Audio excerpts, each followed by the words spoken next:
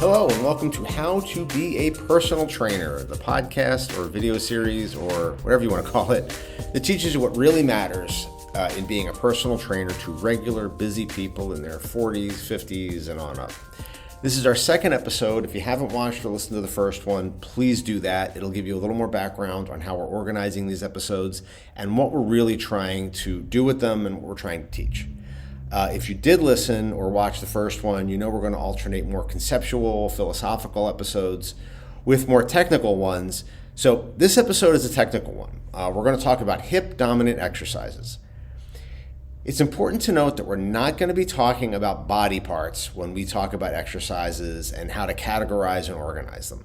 We're going to be talking about movement patterns. And for most people, this is going to be a much better way to think about things, especially if they're dealing with any sort of stiffness or pain. And if you're training with someone in their 40s, 50s, whatever, they're almost always going to be tight somewhere, even if they don't have any specific chronic pain, which they probably do anyway. One of my foundational beliefs, which we're going to talk more about in a later episode, is that a significant amount of chronic pain stems from postural or movement problems. In other words, improve the movement and posture and the pain gets better. And it's really important to know that even if improving the movement and posture doesn't completely fix the pain, it's almost always going to be a very important part of any solution. The hip dominant movements are ones in which the backward and forward movement of the hips, technically known as flexion and extension, is the main driver of the movement. That's this movement right there. Boom, right through there. So notice when I'm doing that my back is staying straight, my hips are doing all the movement. What most people do when they are trying to do this movement, if they don't move their hips well, is more like this. So see, my hips aren't really moving, my back is rounding. The one is that right there. So common movements, common exercises that fall under the hip dominant categorization would be a deadlift, straight leg deadlift, hip extension, any kind of movement like that. Any movement that focuses primarily on that hip hinge, okay? And you'll also tend to feel hip dominant movements in your hamstrings and glutes. Back to the gym. So other than core training, hip dominant movements are the most important ones we do. The single most important movement that you can teach a client is the hip hinge, okay, the one I just showed you. This is seemingly a pretty simple movement, but it can feel pretty foreign to people who don't move through their hips very well. And if a client has back pain, it is almost a given that they don't move their hips very well. The hip hinge, again, is simply moving your hips forward and back while not moving their back and with very minimal bend in their knees. So if you want to test your own hip hinge out to kind of get an idea of what that is, this is an easy way to test it for anyone. So what you're going to do, back up against the wall, get your butt against the wall, stand up nice and tall, take a small step off the wall, just a small step, you don't need very much. And all I want you to do is you're going to bring your butt to the wall. Boom, take a second, hold this position for a second, look at your knees. Is there a lot of bend in your knee? You know, notice my knee's not, there's a very minimal bend there. And is your back straight? Come back up. What you'll see a lot of, in particular with the knees with this kind of a test, is this. Notice that my knees are pushed forward, and that's not what you want. You want boom, like that, okay?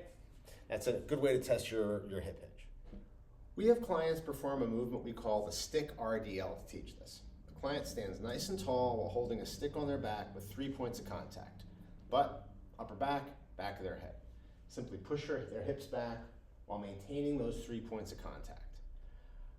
What you'll see a lot of, again, is this kind of thing. And until a client can perform this exercise with at least some level of proficiency, they're going to be a little limited into what they can do effectively in regards to better posture and movement. I always like to think of it like a door. You can have the most beautiful door, you can have the strongest frame, but if the hinge itself is rusty and stiff, you have a crappy door. And that hinge is your hips. The main key to hip dominant movement is that the movement is concentrated in the hips. And it's not uncommon when the clients haven't yet mastered the hip hinge or can't feel that movement that they primarily move through their knees or their low back. It's very important that we cue people, particularly when they move through the back, as this is a good reason for back pain.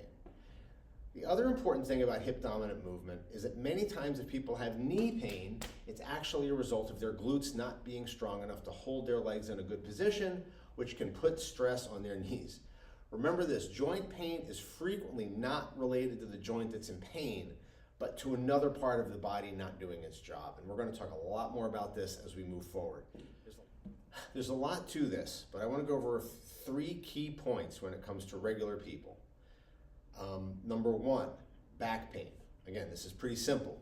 If people don't move their hips well, that means that they're probably moving through their low back, and over time, that causes pain.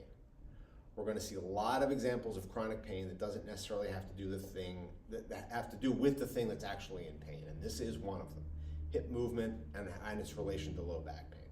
Here's another: knee pain.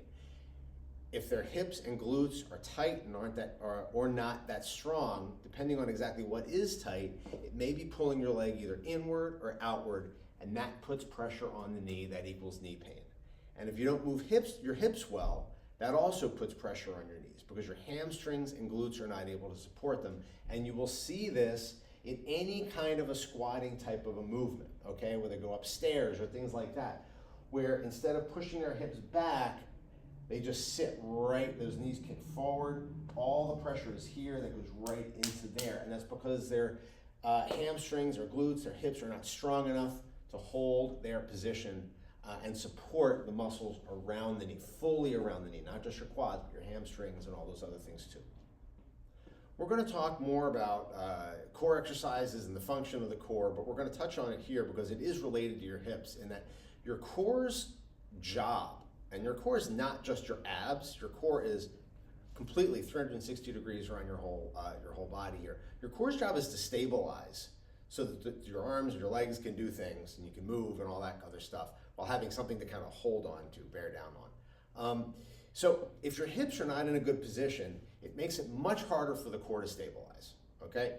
And if the core is not stable, that means, again, you're moving through your low back, okay? So this is all related. It's separate in these different categories, core, hips, whatever, but the body is one thing, so it's all related there. So we'll talk, again, more in depth when we get into the core work, but your core can't function if your hips are not in a good position. If you're not in good posture, your core is not going to be able to function very well. And again, that's going to lead to pain, low back pain, more stress on the body.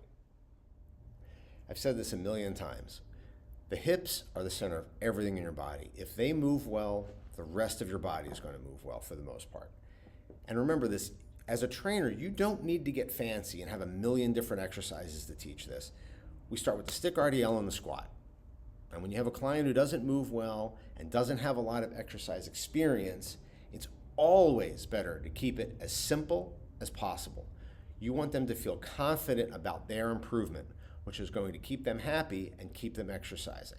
And remember, the goal of a workout is to have someone have the desire for another one. Okay, that's the most important thing that they can get from a workout, especially a new client, is to give them the desire for another one. Too much variation at first just confuses them, which kills their confidence, and that means they aren't as likely to continue. And as a bonus, more variation doesn't even mean better results. Many times it's the opposite. When we talk about programming, I'll go more into that. I read something a long time ago from a great trainer named Mike Boyle that a lot of times when we feel the need to put a lot of variation in a program, it's actually for us, the trainers, not for the client. It's because we're sick of teaching a certain exercise, not because they're sick of doing a certain exercise. And again, we're going to go more into that. I'm going to leave it there for now. If you have any questions, please put them in the comments below or email me at mitch@mitchrothbart.com. And that's all we got for today. There's going to be more coming. Thanks. Have a great day. Bye.